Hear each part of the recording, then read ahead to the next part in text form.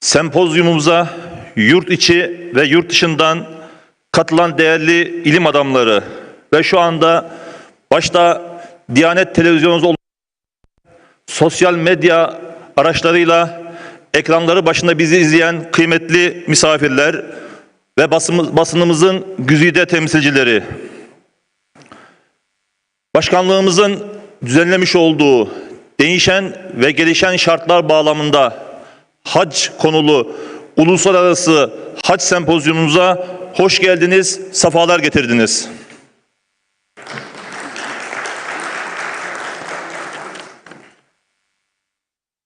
Bilindiği gibi hac, İslam'ın 5 esasından biridir. Hüküm yönünden dini, ferdi bir sorumluluk olmakla birlikte maddi, manevi, sosyal ve kültürel birçok zenginliği de içinde barındırmakta, yerine getiriliş tarzı itibariyle de uluslararası bir özelliği bulunmaktadır. Normal şartlarda ülkemizden milyonlarca insanın hac için başvurduğu, fakat ülke nüfuslarının 1/1000 oranındaki kota sebebiyle çok az insanın gitmiş olduğu ve maalesef geçen sene ülkemizden hac yapacak kimse gitmedi. Bu bizi çok derinden üzmüştür.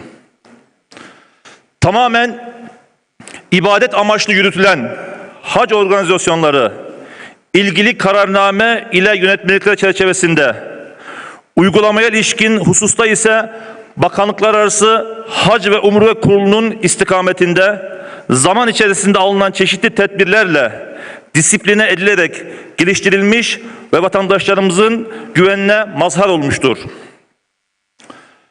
Başkanlığımız 1979 yılından bugüne kadar hac yapmak isteyen vatandaşlarımıza rehberlik etmekte, organizasyonun iyileştirilmesi hususunda çaba sarf etmektedir.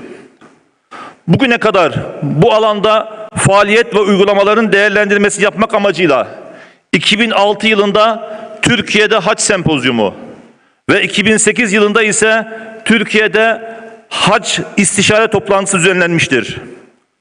Bu iki toplantıda sunulan tebliğler ve değerlendirmeler son derece yararlı olmuş ve alınan kararlar da kitap halinde getirilip yayınlanmıştır.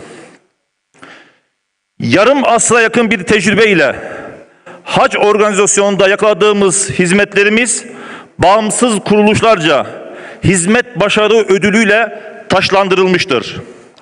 Ancak alınan mesafeyi ve elde edilen asla yeterli görmek mümkün değildir. Ülkemiz hac organizasyonunun geçmiş yıllarda aksayan yönlerinin gözden geçirilmesi, önümüzdeki yıllarda yönelik yeni hizmet stratejilerinin belirlenmesi, hacı adaylarına ve görevlilere uygulanacak eğitim seminerlerinin niteliğinin belirlenmesi, ulaşım, konaklama, iaşe, sağlık gibi değişik alanlarda hizmetlerin daha da iyileştirilmesine yönelik çözüm önerileriyle hacdaki dini, fıkhi işlerimlerin de kıyaslanması amacıyla bu sempozyumu düzenlemiş bulunmaktayız. Amacımız hac ibadetinin daha rahat ve kolay bir ortamda yapılması imkanlarını araştırmak, ömürde bir kez farz olan bu ibadetin vatandaşlarımız tarafından devletimizin onuruna yaraşır bir şekilde sağlık ve güvenlik şartları içerisinde usulüne uygun bir şekilde ifa edilmesinde kendilerine yardımcı olmak ve bu konuda gerekli her türlü önlemi almaktır. Tabii ki sempozyumumuza 350'den fazla tebliğ ile katkı sunan araştırmacı, akademisyen hocalarımız vardır. Ancak salgın ve zaman problemi sebebiyle sempozyum 2 ayrı bir tebliğ ile ifa edilecektir. Ayrıca kardeş İslam ülkelerinden davet edilen değerli konuklarımız da ülkelerinin hac tecrübe ve uygulamalarına ilişkin sunumlarıyla bu toplantımıza ayrı bir güzellik katacaktır. Sempozyumumuz maalesef Covid-19'un gölgesinde gerçekleşmektedir. Dolayısıyla Covid-19 mücadelesi kapsamında alınan tedbirler çerçevesinde online olacaktır. Ve hac.gov.tr/hac sempozyumu adresinden ve Hac Umre Hizmetleri Genel Müdürlüğü'nün sosyal medya hesaplarından da ayrıca canlı verilecektir. Hizmet kalitesinin daha da artırılması konusunda değerli fikir ve direktifleriyle bizlere yön veren, çalışmalarımızda destek olan ve himayelerini esirgemeyen, hususiyetle bu sempozyumun düzenlenmesine imkan sağlayan muhterem Diyanet İşleri Başkanımız Profesör Doktor Ali Erbaş hocama şükranlarımı arz ediyorum. Organizasyonun her aşamasında hizmetlerin daha düzenli ve aksamadan yürümesine yönelik çalışmaları ve bu yolda aldıkları isabetli kararlarıyla bizlere yardımcı olan bakanlıklar arası hac ve değerli üyeleri, Sayın Bakan Yardımcılarımıza hasreten teşekkür ediyorum. Toplantımıza katılan konuklarımıza tekrar hoş geldiniz diyorum. Toplantımızın hayırlara vesile olmasını Cenab-ı Allah'tan niyaz ediyorum.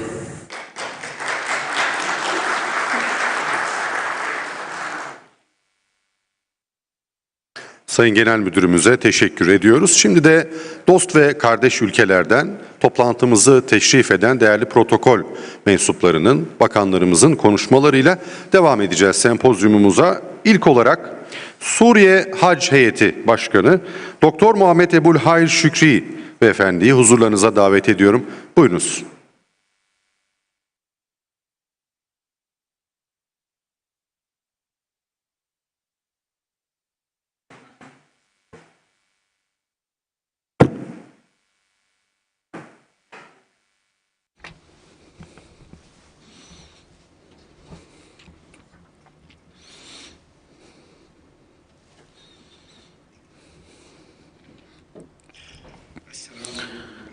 Allah'ın selamı, rahmeti, bereketi üzerinize olsun.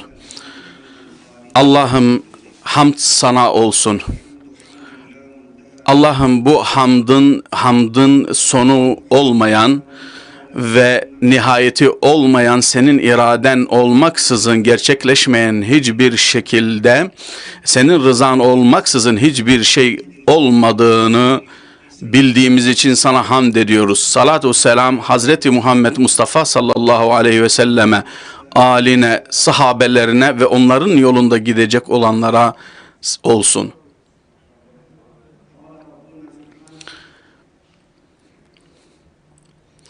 Bizim Rabbimiz Kur'an-ı Kerim'de İbrahim Kabe'yi inşa edince, Ya Rabbi bizi kabul eyle bu çalışmamızı ve bizi işiten ve duyansın diye dua ettiler. Ve Allah Kur'an-ı Kerim'de Rabbim ben ailemi bir yerde Muharrem evinin yanında onları konaklattım.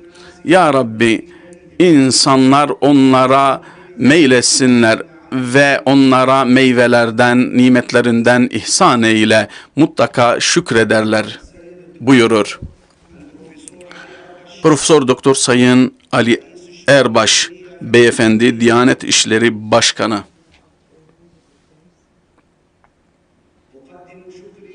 Teşekkürlerimi Diyanet İşleri Başkanlığı'na arz ediyorum ve Türkiye'ye, halkına, hükümetine, başkanına arz ediyorum. Allah'tan dileğim bu ülkeyi koruması ve muhafaza etmesidir. Bütün Müslümanların ülkelerinde aynı şekilde korumasını niyaz ediyorum. Aziz kardeşlerim, burada bulunan kardeşlerim ve sosyal medya üzerinden bizi takip eden bu programda, bu sempozyumda hac için düzenlenmiş ve Allah'ın ibadetine hizmet amacıyla, Allah'ın evine hizmet etmek amacıyla, bu ibadeti gerçekleştirmek amacıyla düzenlenmiş bulunmaktadır. Bütün kalpler Allah'ın evini arzuluyor. Ve korona döneminde bu daha yoğun bir şekilde gerçekleşiyor. Allah'ın evinden uzaklaştığımız bir ortamda kalplerimiz orayı özlüyor. Allah'ın evinin etrafında tavaf yapmak için, Safa ve Merve arasında sa'i yapmak için, Arafat'ta durmak için, Müzdelife'ye gitmek için, bütün bu ibadeti yapmak için o topraklarda, o gözlerin arzuladığı, görmeyi arzuladığı o temiz mübarek topraklar için düzenlenmiş bulunmaktadır. Aziz kardeşlerim, Müslümanların toplanmaları, toplantıları ve bir çatı altında bulunmaları aslında İslam'ın hedeflediği en önemli meselelerden bir tanesidir. Mahallelerde, mescitlerde toplanıp namaz kılmak, cuma namazlarında birleşmek ve bayram namazlarında bir arada bulunmak ve aynı şekilde haçta bütün Müslümanların bir araya geldiğini görüyoruz. Bundan daha büyük bir şey olabilir mi? Allah size bu görevi vermişse son derece büyük bir nimet vermiştir. Öncesinde alimler şunu ifade ederler: Allah'ın nimetini kendinde görmek istiyorsan seni ne ile meşgul ettiğine bak. Bu büyük bir nimet. Aziz kardeşlerim, hac organizasyonu yapmak son derece önemli. Allah'ın en önemli farz kıldığı ibadetlerden bir tanesidir.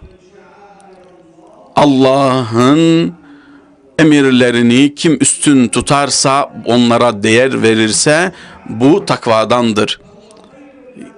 Bu Allah katında onun için çok hayırlıdır.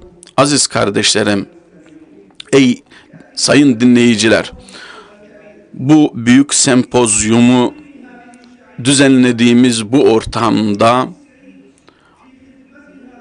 bütün çabalarımızı en üst şekilde Allah'ın emirlerine, bu farizaya hizmet etmek için çabalıyoruz. Allah'ın evini ziyaret eden haccılara hizmet etmek amacıyla bunu düzenliyoruz. Daha öncesinde şöyle söyleniyordu: düşüncelerin bir araya gelmesinden hakikat ortaya çıkar. Bizim düşüncelerimiz burada bir araya gelerek hacca hizmet etmek için ve Allah'ın evine hizmet etmek için, hacca giden kardeşlerimize hizmet etmek için burada bir fikir alışverişinde bulunacağız. Bildiğiniz gibi Suudi Arabistan hac organizasyonunu Suriye muhalefetine devretti. Hac komisyonu o günden itibaren bütün Suriyelilere hizmetleri sunmak üzere görevine başlanmıştır. Siyasi ve ırksal hiçbir ayrım gözetmeksizin bütün hizmetleri Suriyelilerin hepsine sunmaktadır. Bildiğiniz gibi Türkiye kalbi bizim Suriyelileri kucakladı. Kucağını açtı Suriyeliler kardeşlerimize. Allah onlardan razı olsun. Bu dosya en alt komisyondan en üst komisyona kadar Suriyeli Hac Komisyonu hacılara hizmet etmek için bütün çabalarını ortaya koyarak çalışmaya başladı. Hacılara hizmet etmek amacıyla ve Ümre'ye gidecek kardeşlerimize hizmet etmek amacıyla birçok çalışmalar gerçekleştik. Fiyat noktasında son derece makul fiyatlar ortaya koyarak ve daha çok güzel hizmetler sunarak Allah'ın yardımıyla bu hizmetleri gerçekleştirdik ve bugün hedeflediğimiz noktaya vardık. Hac dosyasında istediğimiz noktaya vardık ve bu tecrübemizi de yine kardeşlerimize, Türk kardeşlerimize, Diyanet İşleri Başkanlarına sunuyoruz ve başka ülke kardeşlerimize yine bu çalışmalarımızı paylaşabiliriz. İstifade edilmek istendiğinde sunabiliriz. Allah'tan muvaffakiyetleri ve başarıları diliyorum. Allah'ın selameti, rahmeti, bereketi üzerinize olsun.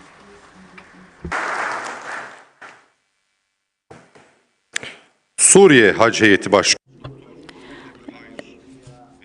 Çok teşekkür ediyoruz. Tekrar hoş geldiniz diyoruz ve Ürdün'den çok kıymetli misafirimiz, Ürdün Bakanlığı adına Bakanlık Müfettişi Hatem Cemil Es-Süheymat Beyefendi konuşmalarını yapmak üzere huzurlarınıza davet ediyorum.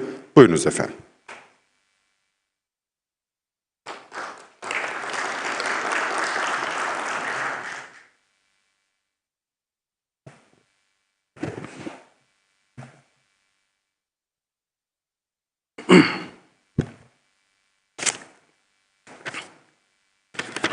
Bismillahirrahmanirrahim. Allah'ın adıyla, Rahman ve Rahim olan Allah'ın adıyla,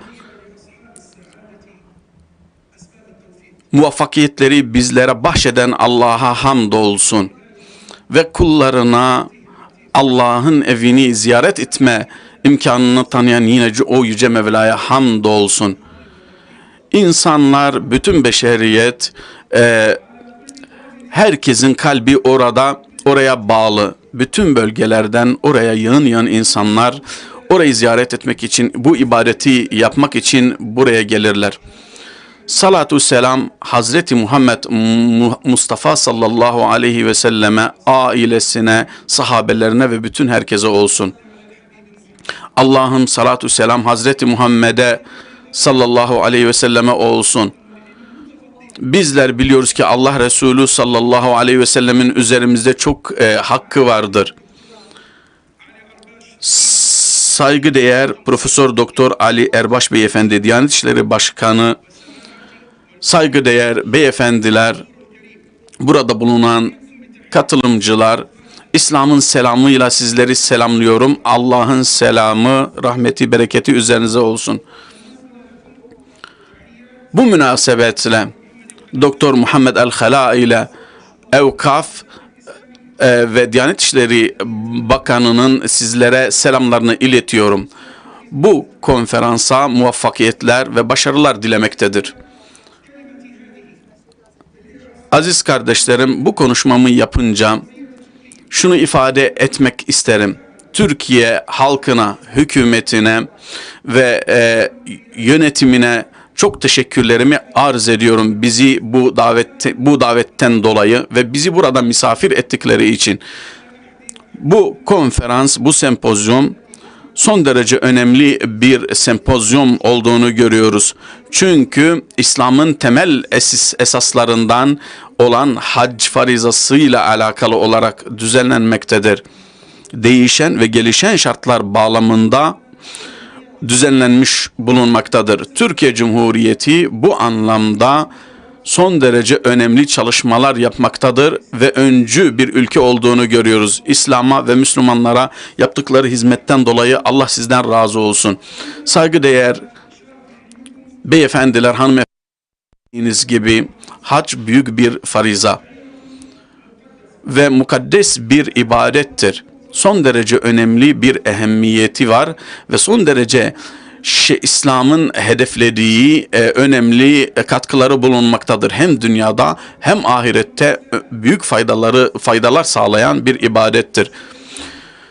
Beşeri olarak en büyük toplanma yeri diyebiliriz. Öyle bir mevsimde düzenleniyor ki aynı zamanda, aynı mekanda birçok beşeri insan burada farklı kültürleriyle, farklı renkleriyle, dilleriyle burada toplanmaktadır.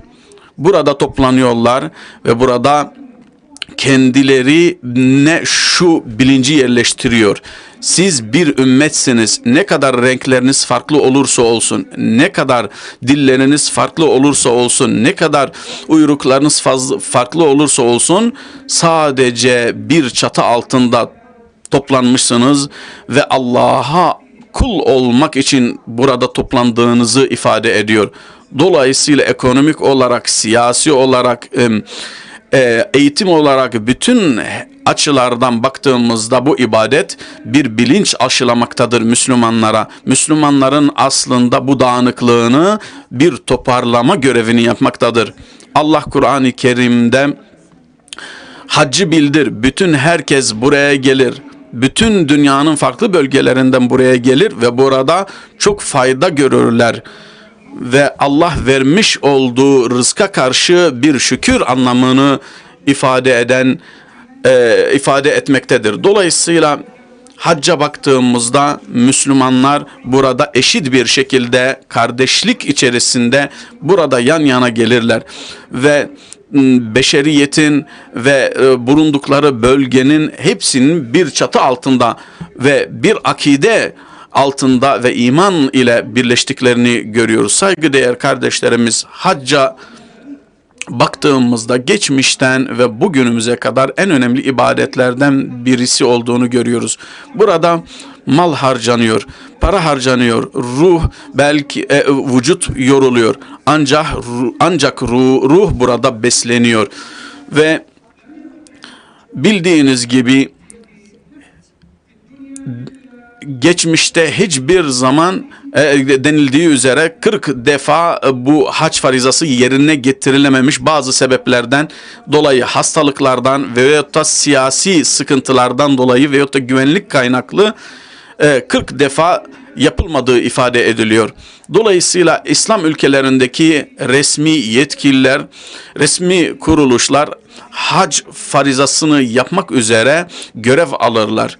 Ve şunu ifade etmek isterim ki tabii ki şartlar uygun olmadığında mutlaka tedbir alınması gerekiyor bu anlamda da. Bildiğiniz gibi bugün bir veba dünyada yayılmış ve bu tedbir kapsamında bizler de bu tedbirlere riayet etmemiz lazım.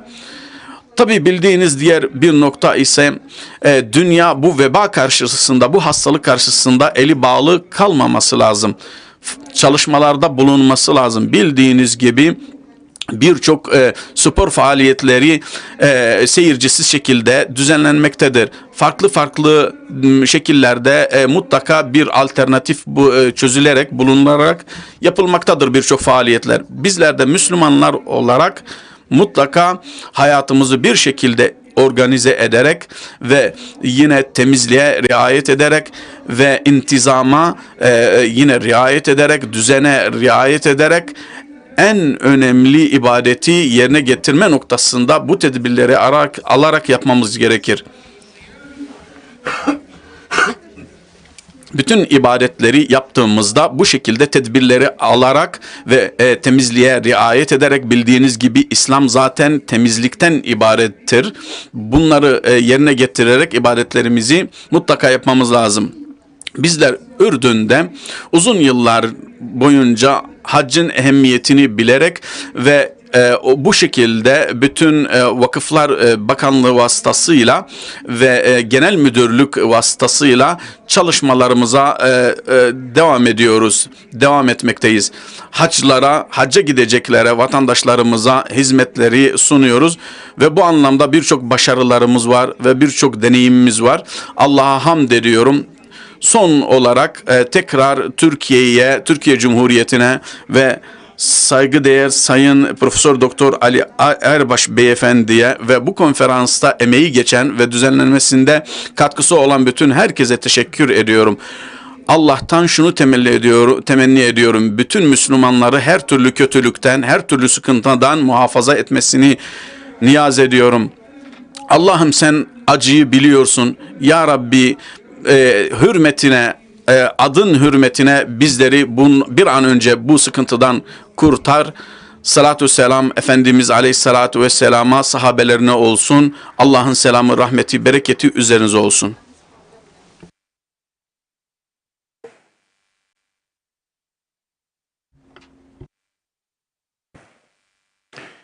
Ürdün'den gelen çok kıymetli misafirimiz Hatem Heymat Beyefendi'ye teşekkürlerimizi arz ediyoruz ve Nijerya'dan gelen çok kıymetli Nijerya Hac Başkanı Zikrullah Hasan Alakunle Beyefendi'yi huzurlarınıza davet ediyorum konuşmalarını yapmak üzere. Buyurunuz efendim.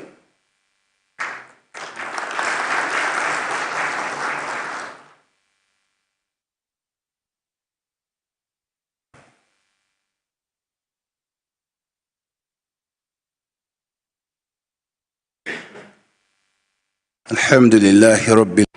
Hamd alemlerin Rabbi olan Allah'a olsun. Allah'ın fadlı ve keremiyle bütün hayırlar gerçekleşir, bereketler gerçekleşir ve bütün hedefler onun rızası doğrultusunda gerçekleşir. Salatu ve selam rahmet olarak bütün alemlere gönderilen Hazreti Muhammed sallallahu aleyhi ve selleme, ailesine, sahabelerine olsun. Chairman of the symposium and President of the Presidency. Türkiye'nin saygıdeğer Diyanet İşleri Başkanı, saygıdeğer organizatörler, saygıdeğer katılımcılar, dünyanın diğer ülkelerinden katılanlar, Esselamu Aleyküm ve Rahmetullah ve Berekatuhu. Nijerya bu toplantının bir parçası olmaktan onur duyuyor. Müslüman dünyasının tüm diğer üyeleri gibi biz şunu görüyoruz. Zamanımızda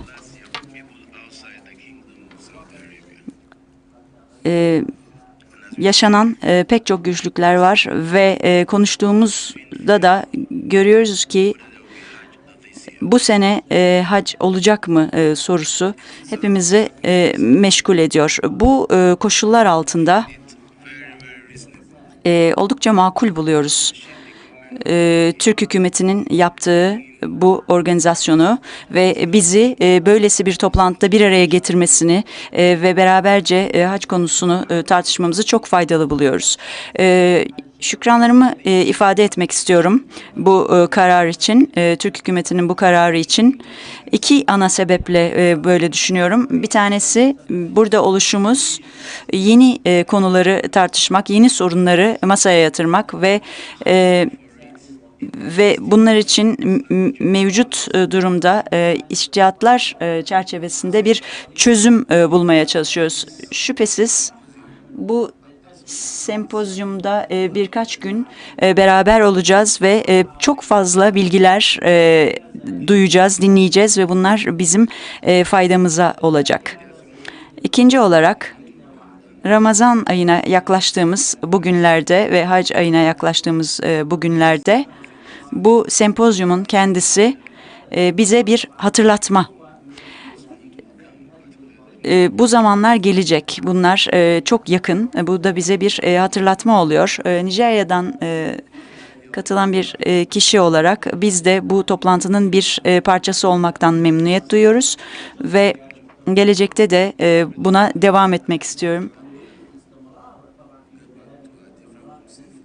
Ve hepinizin evlerinize güvenle dönmesini diliyorum. Son olarak yine Türk hükümetine Sayın Profesör Ali Erbaş'a bizi buraya davet ettiği, ağırladığı için teşekkür ediyorum. Esselamu Aleyküm ve Rahmetullah ve Berekatuhu.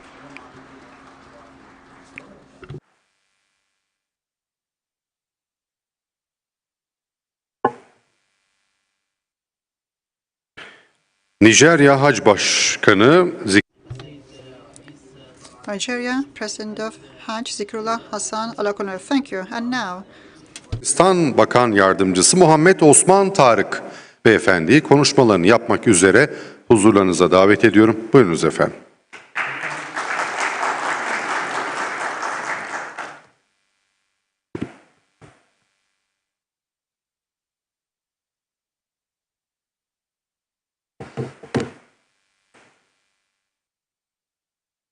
Esselamu Aleyküm ve Rahmetullahi ve Berekatuhu. Allah'ın selamı, rahmeti, bereketi üzerinize olsun. Hamd, alemlerin Rabbi olan Allah'a olsun. Allah Kur'an-ı Kerim'de haccı ve ümreyi Allah için tamamlayın, yapın buyuruyor. Ve azık edinin buyuruyor. En iyi azık da takvadır. Siz Allah'ın rızasını kazanmaktan daha iyi bir şey yapamazsınız buyuruyor. His Excellency Minister of Hajj and Religious Affairs Muhammed Sayın Muammer Kasım Hamili ve Afganistan İslam Cumhuriyeti ve Afgan halkı olarak hem tebriklerimizi hem teşekkürlerimizi sunmak isteriz. Kardeş ülke Türkiye'nin yetkililerine, özellikle de Sayın Profesör Doktor Ali Erbaş'a teşekkürlerimizi sunmak isteriz. Bu prestijli etkinliği düzenledikleri için kendilerine teşekkür ediyoruz. Gerek yüz yüze gerekse çevrim içi bir şekilde düzenlenmektedir bu etkinliğimiz ve de Allah'ın Kur'an'ı Kerim'de de söylediği gibi büyük bir ibadet olan haccı ele almak üzere bu sempozyum düzenlediğiniz için teşekkür ediyoruz.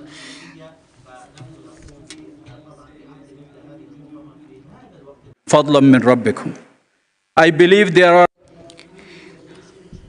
Çok önemli araştırmalar ve makaleler zaten önemli alimler tarafından, farklı ülkelerin araştırmacıları tarafından kaleme alındılar, hazırlandılar ve önümüzdeki 3 gün boyunca bunlar paylaşılacak ve pek çok konu tartışılacak ve çeşitli gelişmeler, haçla ilgili başlıklar, haç süreçleri bağlamında ele alınacak. Hali bazı sorular karşımızda duruyor. Bu sorular da bu uluslararası sempozyumda cevap bulacaktır diye düşünüyoruz. Bildiğimiz gibi değişen ve gelişen şartlar bağlamında hac başlığı altında düzenlenen bu sempozyumda çeşitli alimler ve uzmanlar ve bilim insanları söz alacaklar. Hacın Müslümanlar için anlamı nedir? Suriye'den Sayın liderin de söylediği gibi bu tevhiddir, birliktir. Evet, ama bu fiziksel olarak bir araya gelmek ve bir fiilde bulunmakla sınırlı değildir. Bu birlik aslında bir köyden başlar, bir il, bölge, ondan sonra bir ülke ve ondan sonra bütün Müslüman alemini ifade eden bir birliktir, bir tevhiddir. Güçlü bir adımın Müslüman ülkelerin liderleri tarafından atılması gerekiyor birlik için. Her bir ülke müferriden bunu yapmalıdır. Aynı zamanda da dünya seviyesinde bu yapılmalıdır. Fiziksel olarak bir araya geliyoruz. Fakat ne kadar gerçek anlamda bir araya gelebildiğimizi ve anlamlı bir şekilde nasıl birleşebildiğimizi aslında bilmiyoruz. Müslümanlar arasında eşitlik anlamı var mıdır bunda? Evet. Ve buna nasıl ulaşabiliriz? Sadece tek bir tip, tek bir renkte bir kıyafet giymekle bunu hac ve umre günlerinde sağlayabiliyoruz. Peki anlamlı bir eşitlik hakkında ne söyleyebiliriz? Buna gerçekten ulaşılıyor mu? Hacıdan bahsettiğimizde kadın ya da erkek bu hacı aslında Allah uğruna yapılması gerekenleri tam anlıyor mu ve takvayı pekiştirmek adına yapılması gerekenleri anlıyor mu? Ve Resulullah sallallahu aleyhi ve sellemin söylediği gibi رضي الله عنه قال سمعت النبي صلى الله عليه وسلم يقول من حج لله فلم يرفث ولم يفسق رجع كيوم ولدته أمه. Whether our Hajj is bizim hacılarımız ister böyle gelsin, ister başka şekilde, arzu ettiğimiz budur. Bir yolculuktur bu, başından sonuna kadar, hacı evine dönünceye kadar aslında bir yolculuktur ve hac bilgisinin hacıya önceden aktarılması gereken bir yolculuktur. Hac öncesi eğitimlerimizi biz de bu şekilde yönlendirmekte ve yönetmekteyiz. Zaten alimlerimiz ve de imamlarımız bu şekilde vatandaşlara eğitimlerini vermeye çalışmaktadır ve hac ibadeti sırasında insanların sorumluluklarını yerine getirmelerinden bu şekilde emin olabiliyoruz. Umut ediyorum ki bu sorularımızdan hepsine olmasa da bazılarına bu üst düzey uluslararası hac sempozyumunda yanıt bulabiliriz. Hazır değişen ve gelişen şartları tartışıyorken bu etkinliğin aynı zamanda türünün ilk örneği olan bir etkinlik olduğunu da söylemem gerekiyor. Böyle bir etkinliği daha önce hiç duymadım. Herhangi bir yerde hac konusunda böyle bir organizasyon düzenlendiğini duymadım. Belki naif ya da subjektif konuşuyor olabilirim, bilmiyor olabilirim. Bu nedenle de Sayın Türkiye Diyanet İşleri Başkanı Ali Erbaş'ı bir kez daha tebrik etmek isterim. İlk etkinlik değilse bile son etkinlik olmasın. Peşinden gelen başka faaliyetler burada yapılacak sunumları takip edecektir. Ve hacı üzerindeki hacın etkileri ve de hacının davranışları üzerindeki değiştirici etkiler da araştırılması gereken konular arasında yer almaktadır pek çok ülke için ve pozitif, negatif anlamda hususlar, zorluklar gelecekte daha ayrıntılı bir şekilde ele alınmalıdır diye düşünüyorum.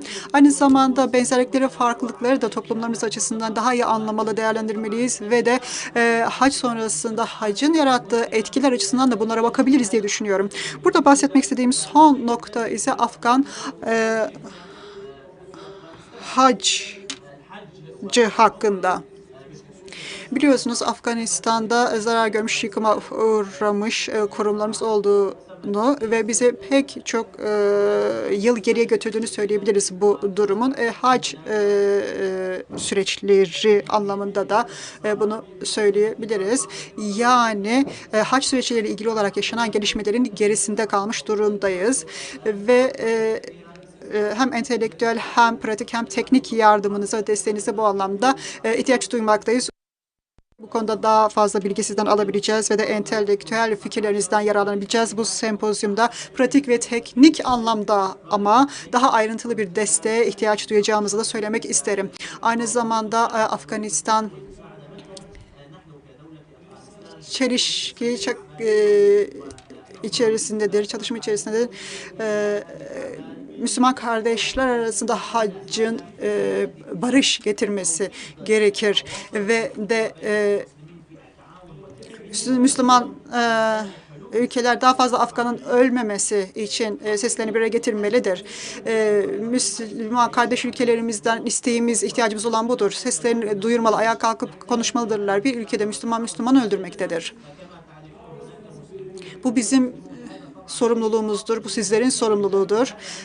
Hep beraber sesimizi duyurmak, bir araya gelip Afganistan'daki barış hakkında da bir şeyler söylemek.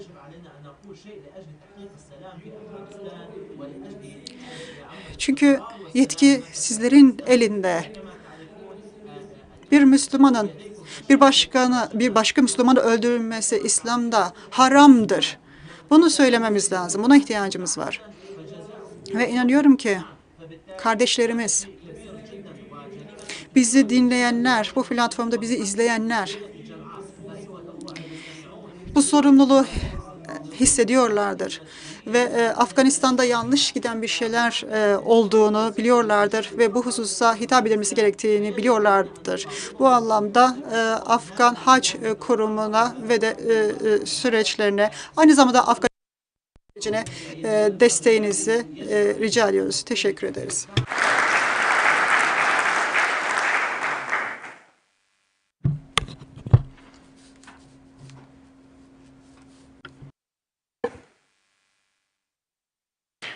Afganistan Bakan Ahmet Osman Tarık Beyefendi'ye çok teşekkür ediyoruz. Somali'den gelen misafirimizi davet etmeden önce kıymetli konuklar, değerli misafirlerimiz, bir mesajı sizlerle paylaşacağım. Muhterem Türkiye Cumhuriyeti Diyanet İşleri Başkanı Profesör Doktor Ali Erbaş. Diyanet İşleri Başkanı olarak liderliğiniz altında değişen ve gelişen koşullar bağlamında hac konulu Uluslararası Hac Sempozyumunu düzenleyen Türkiye Cumhuriyeti'ni Malezya hükümeti adına tebrik ediyorum. Beni bu sempozyuma davet ettiğiniz için teşekkür ederim. Maalesef yoğun programım nedeniyle bu sempozyuma katılma fırsatına sahip olamayacağım. Önümüzdeki 1442. hac mevsiminde Allah'ın misafirlerine fayda sağlamayı umduğumuz bu sempozyumdan Allah en güzel sonuçları sağlamayı nasip etsin.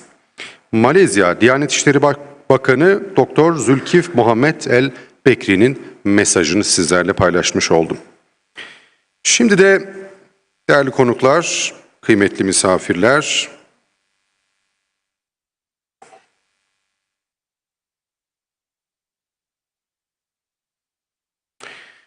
Somali Din ve Evkaf Bakanı Ömer Ali Roble beyefendiyi konuşmalarını yapmak üzere huzurlarınıza davet ediyorum. Buyurun Sayın Bakanım.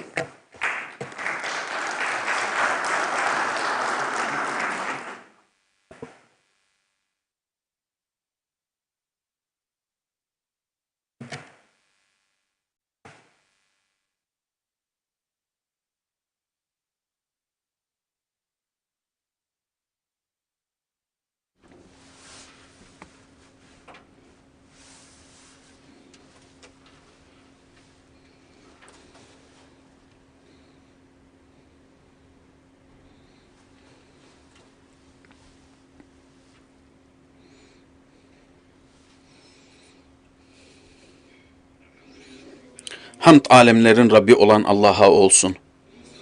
Salatu selam, bütün gönderilenlerin en şereflisi olan bizim Peygamberimiz Hazreti Muhammed Mustafa sallallahu aleyhi ve selleme, ailesine ve onun yolunda gidenlere olsun. Sayın Profesör Doktor Ali Erbaş, Diyanet İşleri Başkanı, saygıdeğer bakanlar, değişen ve gelişen şartlar bağlamında uluslararası hac sempozyumuna katılan bütün burada bulunan beyefendiler, hanımefendiler, Allah'ın selamı, rahmeti, bereketi üzerinize olsun. Başlangıçta şükranlarımı, takdirlerimi Türk halkına, Türk hükümetine sunuyorum. Aynı şekilde şükranlarımı yine Türkiye Cumhuriyeti Diyanet İşleri Başkanlığı'na arz ediyorum. Ve kendisine müntesip olan bütün personellerine de bizi burada en güzel şekliyle misafir eden, misafirperverlik gösteren, Türk topraklarında bizi kabul eden kardeşlerimize teşekkür ediyorum. Bu köklü müesseseye, dine hizmetlerinden dolayı teşekkür ediyorum. Din son derece önemli, sosyal hayatta önemli bir unsurdur. Aziz kardeşlerim, bildiğiniz gibi hac farizası Allah'ın farz kılmış olduğu en önemli ibadetlerden bir tanesidir. Müslümanların gücü yeten, bunu yapabilenlere farz kılmıştır. Allah Kur'an-ı Kerim'de şöyle buyuruyor: haccı yapabilenlere Allah onu farz kılmıştır onlara. Allah Kur'an-ı Kerim'de hac belli aylarda yapılır. Kim bu aylarda haccı yaparsa mutlaka bir kötülük işlemesin, kötülükten uzak dursun. Siz ne yaparsanız Allah için iyidir ve azık edinin, en iyi azık edineceğiniz şey de takvadır. Allah doğru söyledi. Bildiğiniz gibi haccın faydaları son derece çoktur. Ancak İslam'ın 5 temel rükünlerinden bir tanesini teşkil etmektedir. Abdullah bin Ömer'den rivayet edilen bir hadiste Allah Resulü sallallahu aleyhi ve sellemin şöyle buyurduğunu ifade etti. İslam 5 temel üzerine kurulmuştur. Kelime-i şehadet, Allah'ın bir, Hazreti Muhammed sallallahu aleyhi ve sellemin de peygamberi olduğuna şehadet, namazı ikame etmek, zekat vermek, Ramazan orucunu tutmak ve gücü yetenlerin hac farizasını yerine getirmesi. Buhari'nin ve Müslim'in rivayet ettiği bir hadis. Yine Ebu Hureyre'den rivayet edilen başka bir hadiste Efendimiz Aleyhisselatü Vesselam şöyle buyuruyor: Ömreden iki ümre arası yapmış olduğun günahlara kefarettir ve kabul edilen bir haccın mükafatı mutlaka cennettir buyuruyor Allah Resulü sallallahu aleyhi ve sellem. Hac kulun günahlarının temizlenmesi, günahlardan arınması anlamını ifade ediyor. Allah Resulü sallallahu aleyhi ve sellem kim hacca gidip orada bir kötülük işlemezse annesinin ilk günkü doğurduğu gibi günahsız olur buyuruyor. Aziz kardeşlerim, hac döneminde belli vakitte ibadeti, hac farizasını yerine getirmek son derece önemlidir. Günlük rutin hayatından bir kurtuluştur. Dolayısıyla farklı bir ibadet yaparak, İslam'ın hükümlerini uygulayarak kendi nefsini bir anlamda burada terbiye etmektedir. Bütün aileden uzaklaşarak, çocuklardan uzaklaşarak burada bir ayrılmayı göz önüne bulundurarak ve buradan bir ibret alarak kıyamet günündeki o tek olacağı, yalnız kalacağının bir anlamını aslında ifade etmektedir. Somali Din ve Evkaf Bakanlığı tabii ki bildiğiniz üzere bu konuda, hac konusunda ve hacca gidecek vatandaşlarımıza son derece önemli hizmetler yapmaktadır. Resmi olarak Somali Devleti'nin yapmış olduğu birçok işlem vardır. Birçok kanun ve birçok yasalar düzenlemiştir hac organizasyonu ile alakalı olarak. Ve bununla alakalı olarak bir daire oluşturulmuş bakanlık içerisinde ve hac organizasyonlarını, hac işlerini takip etmek üzere hizmetleri daha iyi bir noktaya taşımak için ve Allah'ın evini ziyaret edenlere daha güzel hizmet sunmak amacıyla çalışmalarda bulunmaktayız. Aziz kardeşlerim, saygıdeğer beyefendiler, hanımefendiler, Somali Din ve Evkaf Bakanlığı olarak bizler tam olarak işbirliği noktasında hazır olduğumuzu ve hac konusunda hizmetlerin daha iyi bir şekilde sunulması noktasında hacılara sunulacak hizmetlerde en iyi noktaya varmak için işbirliğine açık olduğumuzu ve bundan memnuniyet duyacağımızı ifade etmek isterim. Somali Din ve Evkaf Bakanlığı düzenlemiş olduğunuz bu sempozyumun mübarek olmasını temenni ediyor ve muvaffakiyetler diliyor. Allah muvaffak eylesin. Allah'ın selamı, rahmeti, bereketi üzerinize olsun.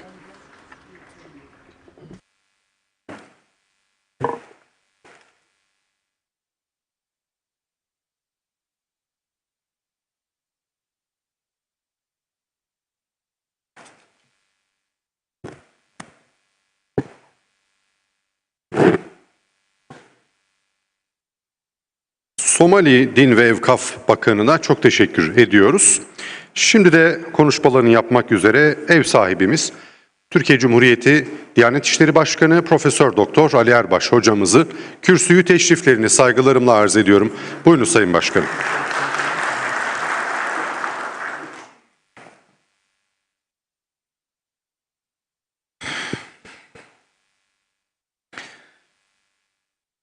Bismillahirrahmanirrahim.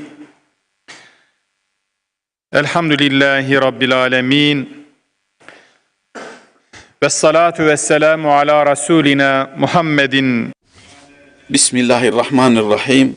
Hamd alemlerin Rabbi olan Allah'a olsun. Salatu selam Efendimiz'e, sahabelerine ve bütün herkese olsun. Allah Kur'an-ı Kerim'de şöyle buyuruyor. Gücü yetenlerin hac farizasını yerine getirmeleri farzdır. Allah doğru söyledi. Kur'an-ı Kerim ile tevhidin, hidayetin ve iyiliğin yollarını gösteren Rabbimize sonsuz hamdü senalar olsun. Hazreti Adem'den beri hakkın, hakikatin öncüsü bütün peygamberlere ve bilhassa sünnetiyle bütün insanlığa en güzel örnek olan, getirdiği değerlerle insanlığın ufkunu aydınlatan sevgili Peygamberimiz Hatemül Enbiya Muhammed Mustafa'ya sonsuz salat ve selam olsun. Dünyanın çeşitli ülkelerinden sempozyumumuza iştirak etmek üzere gelmiş olan değerli Din İşleri Bakanları, Diyanet İşleri Başkanları, Hac ve Bakanlıklar Arası Hac ve Umre Kurulumuzun çok kıymetli üyeleri, kıymetli bakan yardımcılarımız, muhterem hocalarımız, değerli katılımcılar, ülkemizin çeşitli kurumlarından teşrif eden kurum başkanlarımız, kıymetli basın mensuplarımız,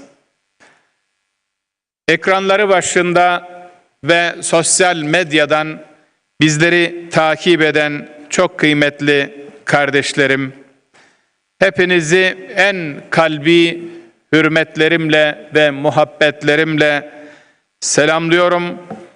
Esselamu aleyküm ve rahmetullahi ve berekatüh. Öncelikle kapsamlı bir hazırlık aşamasından sonra bugün başlangıcını yapacağımız değişen ve gelişen şartlar bağlamında hac sempozyumumuzun hayırlı sonuçlara vesile olmasını diliyor.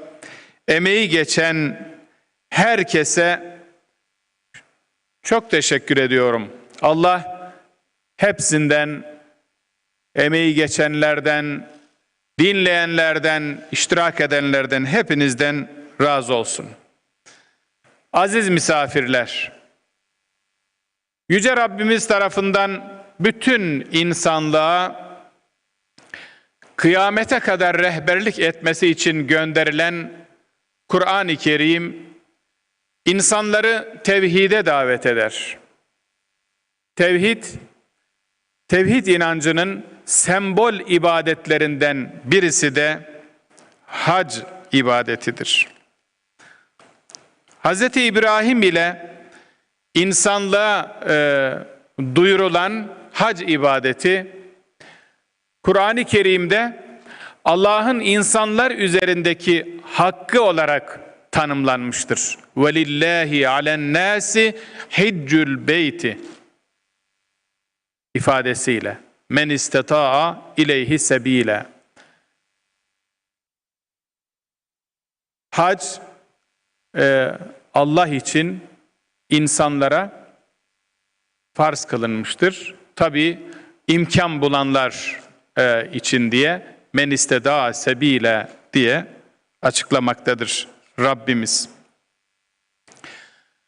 Bunun bir gereği olarak da hac ve umrenin sırf Allah için yapılıp tamamlanması emredilmiştir. Hac, İslam'ın en kapsamlı ibadetidir. Zira her bir uygulamasının ifade ettiği mana ile Müslüman hayatının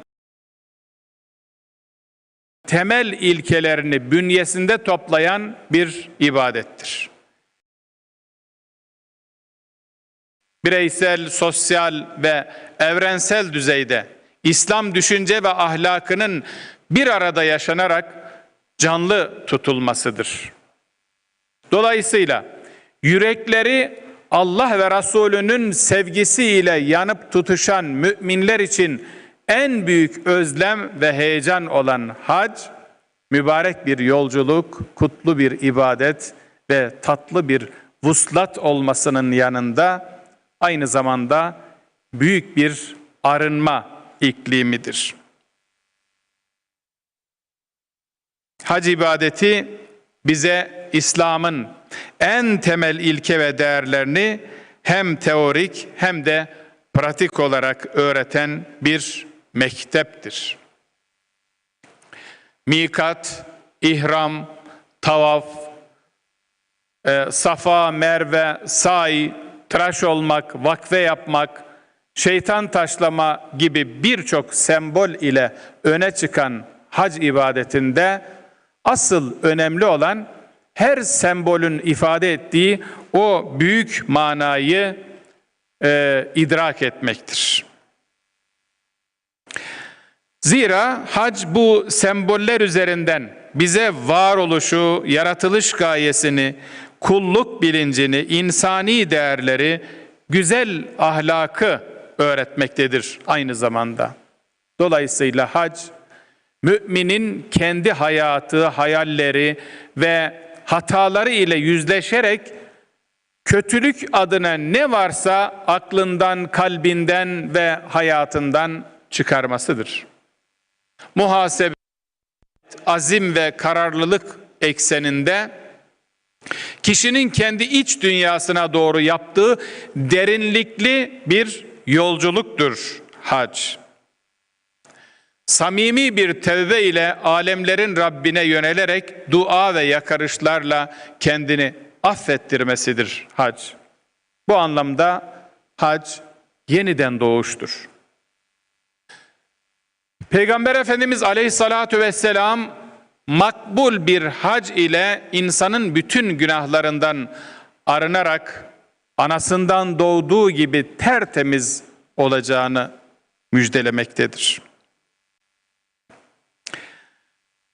Diğer yandan hac, kardeşlik, dayanışma, paylaşma gibi değerlerin ve güzel ahlakın tahkim edildiği bir ibadettir. Hac yolculuğunda ve ibadet esnasında müminler bir tarağın dişleri gibi yan yana ve bir binanın tuğlaları gibi omuz omuza olmak zorundadır.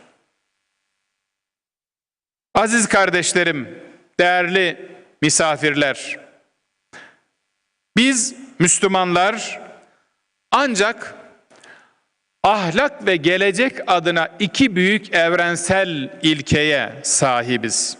Bunlardan birincisi duygu, düşünce ve davranışlarımızı bir ve tek olan Allah'a kullukta buluşturan tevhid inancıdır.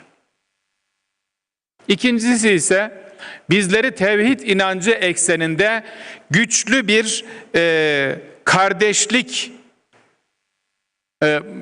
duygusuyla buluşturan vahdet ahlakıdır.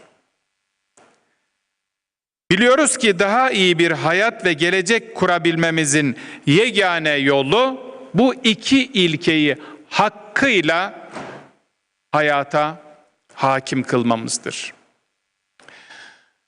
Bu manada hac adeta Müslümanların her yıl iman ve tevhid ekseninde bir araya geldiği, kardeşlik duygularının doruğa ulaştığı ve vahdet şuurunun doyasıya yaşandığı bir evrensel kongredir.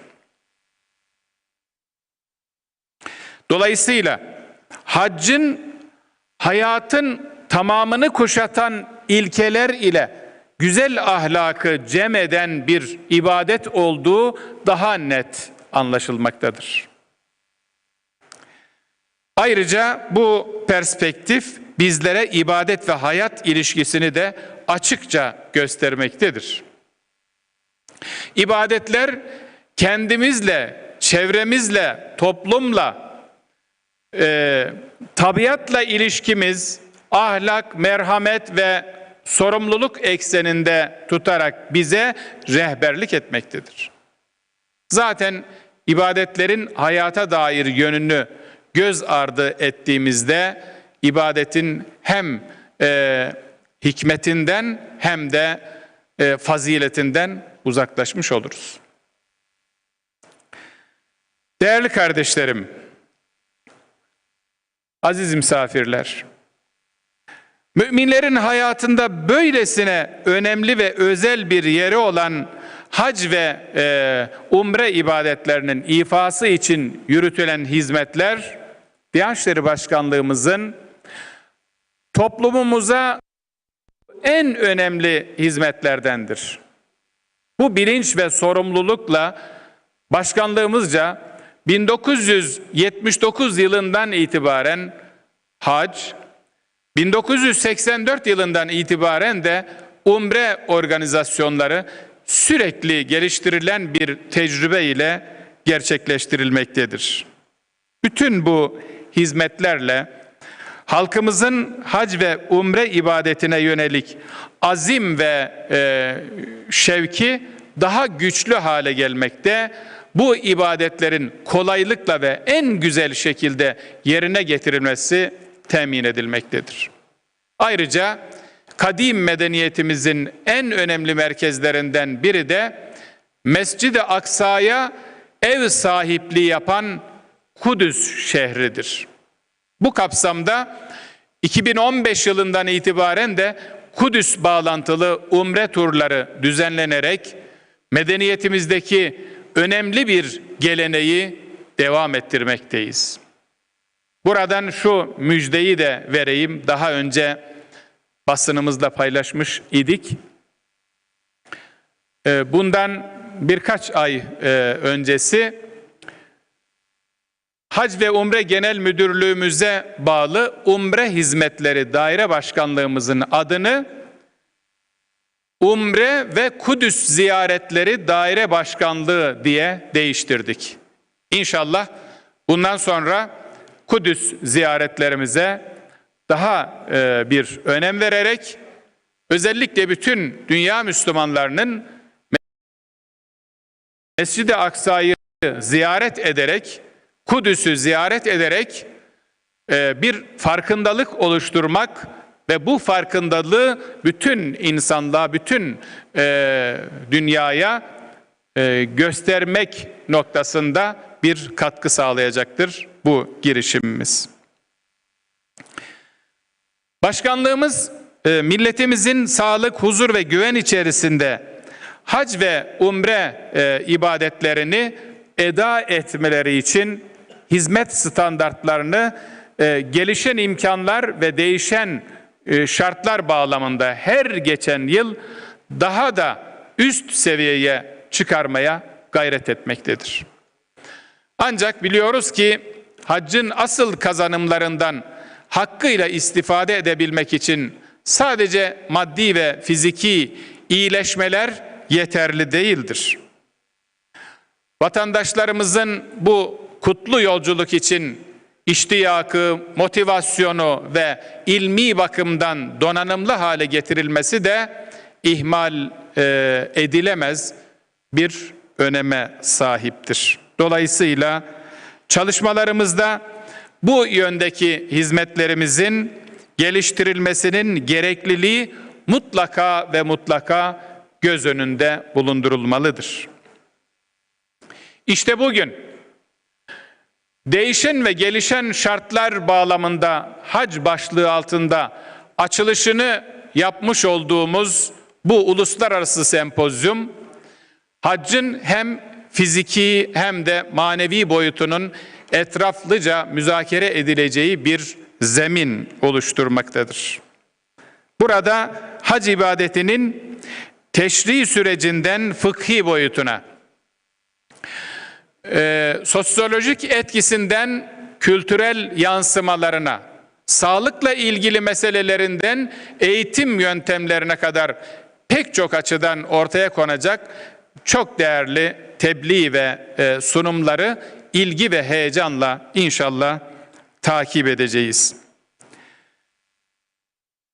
Asr-ı Saadet'ten günümüze hac organizasyonlarının değişim ve gelişim süreçlerini yakinen müşahede edeceğiz inşallah bu sempozyum süresince.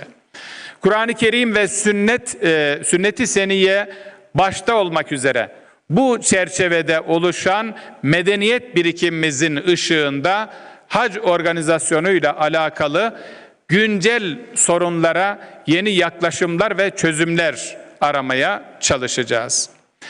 Bu sempozyumun en temel hedefi hac ibadeti ve hac organizasyonuna dair çağın şartları ve imkanları çerçevesinde yeni bir ufuk oluşturmaktır. Bunun için öncelikle haccın fıkhi boyutuna dair birçok başlığın gelişen imkanlar ve değişen şartlar çerçevesinde yeniden ele alınması önemlidir. Söz konusu fıkhi zemin üzerine hac hizmetlerinin ve organizasyonlarının her yönüyle değerlendirilmesi, salgın meselesi başta olmak üzere, salgın hastalık başta olmak üzere güncel konuların ve diğer özel durumların etraflıca ele alınması, bundan sonraki hac organizasyonları için yeni bir perspektif oluşturacaktır inşallah. Bu sebeple geniş katılımlı bu sempozyumu çok önemsiyoruz. 3 gün boyunca sunulacak tebliğlerin, yapılacak müzakerelerin ve hasıl olacak ilmi müktesebatın Diyanet İşleri Başkanlığımızın hizmet kalitesinin artırılmasına medar olacağını Cenab-ı Hak'tan niyaz ediyorum. Bu vesileyle sempozyumumuzun verimli ve bereketli geçmesini Rabbimden diliyorum. İnşallah bu salgın hastalık tabii bir yılı aştı. Geçen yıl çok az bir sayıda Suudi Arabistan'da yaşayan kardeşlerimiz hac ibadetini yapabildiler. Dünyanın çeşitli ülkelerinden Türkiye'miz dahil hiç kimse hacca gidemedi. Yine Şubat ayından 2020 yılının Şubat ayından bugüne kadar ülkemizden ve başka ülkelerden çok nadir birkaç ülke hariç umreye gidilmedi. Büyük bir özlem oluştu. İslam aleminde çok büyük bir özlem oluştu. Hem hac için hem umre için. Rabbimden niyazım bir an önce bu salgın hastalığın insanlığın üzerinden başından kalkması, def edilmesini niyaz ediyorum Rabbimden. Çünkü hac hakikaten müminler için birliğin, tevhidin, vahdetin sembolü. Kabe-i Muazzama'nın etrafında farklı renklerden, farklı dillerden, farklı ırklardan o kadar çok farklılığın bir tevhid, bir vahdet görüntüsüyle yerine getirildiği başka bir ibadet var mı? Bundan mahrumuz. Bu salgın sebebiyle, salgın yüzünden bundan insanlık, İslam alemi mahrum kaldı. Cenab-ı Hak en kısa zamanda bu beladan bütün insanlığı kurtarsın. Hep dua ediyoruz. Duaya devam edeceğiz inşallah. Tedbir, tevekkül ve dua Müslümanın ayrılmaz parçaları. Tedbirimizi alacağız. İnşallah bu yıl 2021 yılında bilemiyorum tabii salgının süreci nasıl devam edecek? Artacak mı, azalacak mı?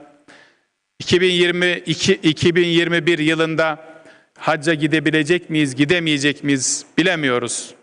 Dua edelim inşallah imkanlar oluşsun, hastalık ortadan kalksın veya azalsın ve hiç olmazsa dünyanın her yerinden bir miktar Müslüman hacca gidebilsin. Bunun için hem tedbir hem duaya devam etmeliyiz. Tebliğleriyle ve müzakereleriyle değerli katkılarını sunacak olan hocalarımıza ben çok teşekkür ediyorum. Bu bir fedakarlıktır. Bu fedakarlığı gösterdiniz. Salgına rağmen iştirak ettiniz. Açılış merasimine katıldınız. Hepinize çok teşekkür ediyorum. Basın mensuplarımıza sesimizi dünyaya duyurduğunuz için çok teşekkür ediyorum. Rabbim yar yardımcımız olsun. Sempozyumumuz hayırlara vesile olsun. Hepinizden Allah razı olsun.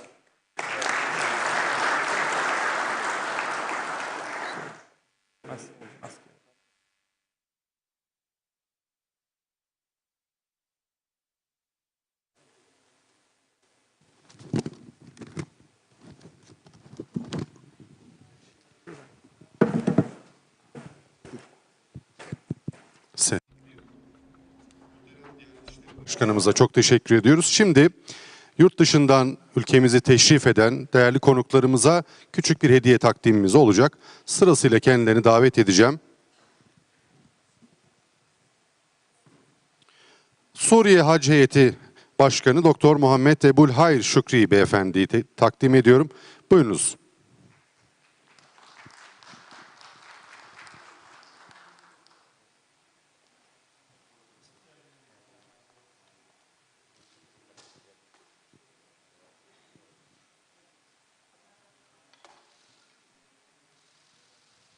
Çok teşekkür ediyorum. Ürdün Bakanlığı adına Bakanlık Müfettişi Hatem Cemile Süheymat Beyefendi'yi takdim ediyorum. Buyurunuz.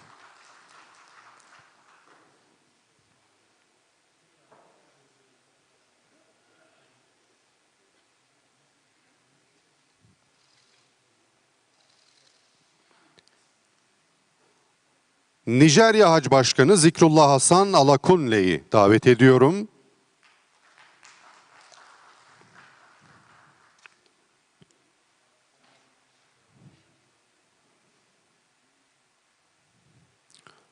Çok teşekkür ediyoruz teşriflerinden dolayı tüm değerli bakanlarımıza. Afganistan Bakan Yardımcısı Muhammed Osman Tarık Beyefendi'yi davet ediyorum. Buyurunuz.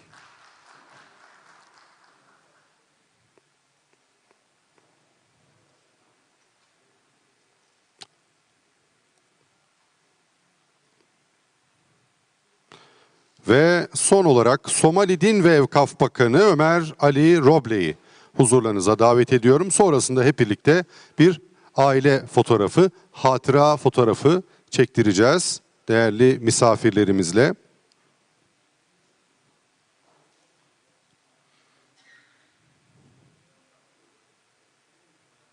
Sayın Bakanımıza da çok teşekkür ediyoruz teşriflerinden dolayı, katkılarından dolayı. Değerli misafirlerimizi şöyle kürsüye davet edelim. Muhterem Başkanım. Bakan Yardımcımızı da davet edelim. Buyurunuz Sayın Bakanım. Sayın Bakan Yardımcılarımızı da davet edelim. Hep beraber bir hatıra fotoğrafı çekelim.